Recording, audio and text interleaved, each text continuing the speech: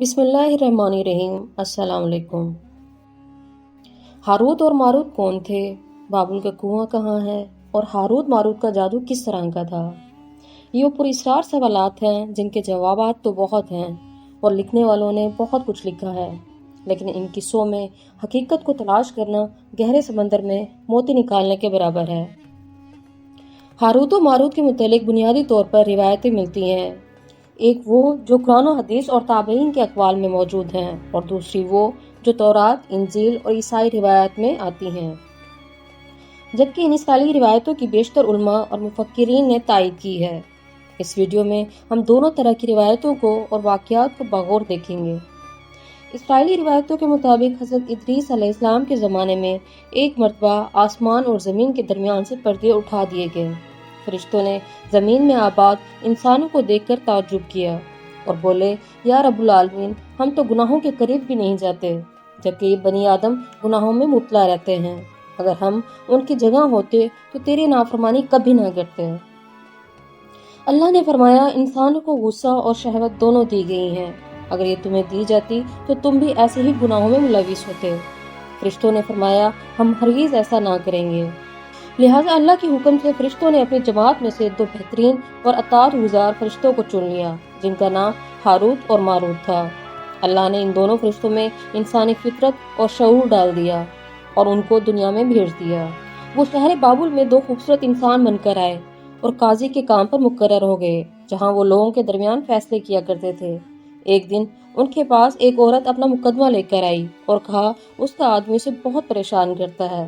Harut اور ماروت نے جب اسے دیکھا، اس کی خوبصورتی اور حسن سے اتنے متاثر ہوئے کہ اس پر عاشق ہو گئے اور اس عورت سے زنا کی خواہش کی۔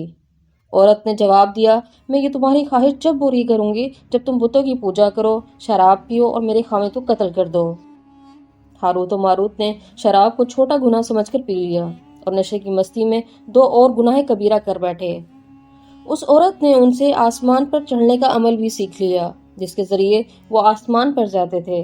جب وہ عورت اس عمل کے ذریعے آسمان پر گئی تو اللہ کے حکم سے اسے ایک ستارے کی شکل میں مسخ کر دیا گیا۔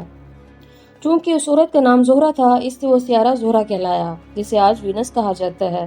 اس گناہ کی وجہ سے خود ہاروت و ماروت وہ آسمائے اعظم بھول گئے جس کو پڑھ کر وہ آسمان پر جاتے تھے، اور بطور سزا انہیں بابل کے ایک کنویں میں الٹا لٹکا دیا گیا، جہاں وہ تا قیامت یوں ہی قید رہیں گے۔ یہ ایک اسرائیلی روایت ہے جسے امام ابن کثیر اور فخر الدین رضوی جیسے مفکرین افسانہ اور من گھڑت کہانی قرار دیتے ہیں، وہیں امام سیوطی جیسے علماء مستند مانتے ہیں۔ ہاروت و ماروت چاہے بابل کے اس سلسلے میں ایک اور روایت کثرت سے بیان کی جاتی ہے، جس کے مطابق ایک زمانہ ایسا تھا، شہر بابل زمین پر تہذیب و تمدن کا مرکز تھا۔ یہاں کے لوگ باطل خداؤں کی پوجا کرتے تھے۔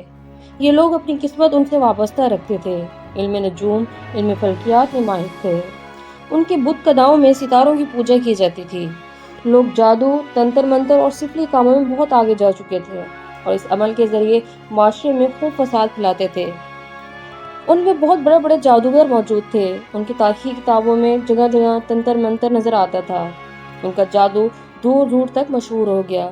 مختصر یہ کہ اس شہر کا باشندہ ہونا ہی جادوگر ہونے کی علامت تھا۔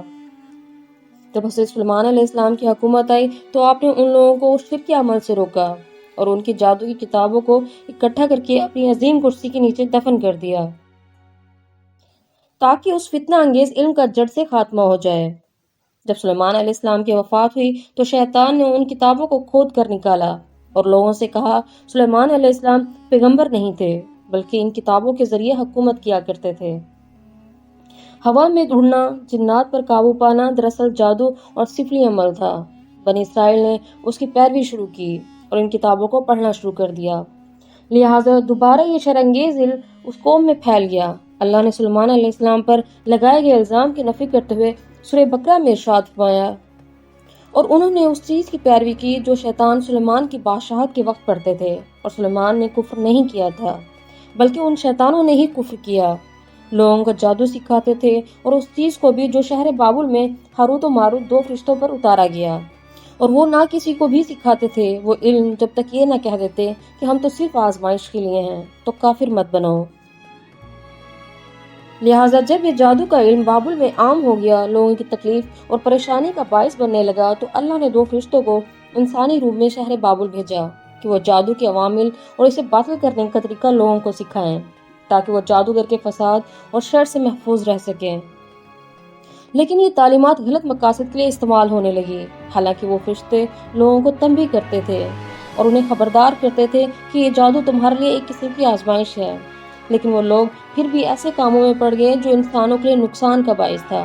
بعض عربی داستانوں میں اس کنویں کا ذکر بھی ملتا ہے جہاں کئی لوگ پہنچے اور ہاروت و ماروت سے ملاقات کر کے جادو کا علم بھی سیکھا، جبکہ بعض مفکرین کا کہنا ہے کہ عراق کے شہر حالہ کے قریب ایک کھنڈر میں موجود قدیم کنواں ہے جہاں سے بابل کی سرحد شروع ہوتی تھی۔ اسی کنویں کو چاہے بابل کہا جاتا ہے۔ بہرحال اس واقعے سے ہمیں یہ سبق ملتا ہے کہ جادو ایک شر انگیز عمل ہے، مگر اس کا استعمال فساد اور شر پسندی کے خاتمے کے لیے کیا جا سکتا ہے۔